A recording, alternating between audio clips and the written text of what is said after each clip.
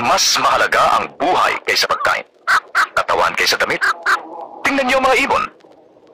Di sila nagtatanim o nag-aani at wala silang kamalig. Ngunit pinakakain sila ng Diyos. Sinasabi ko sa inyo, higit kayong mahalaga kaysa mga ibon.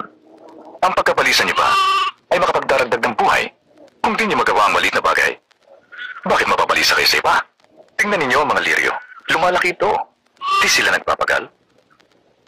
Ngunit si Solomon man ay di nakapagsuot ng kasing ganda nila. Kung ang Diyos ay dinaramta ng damo na ginagatong lamang sa kalan, tiyak, daramta niya kayo. O kayong mga kulang sa pagtitiwala. Palaguin po ninyo ang aming pagtitiwala. Kung malaki ang inyong pananampalataya, maaari mong sabihin sa punong ito, mabunot ka at matanim sa dagat, at susundin kayo nito.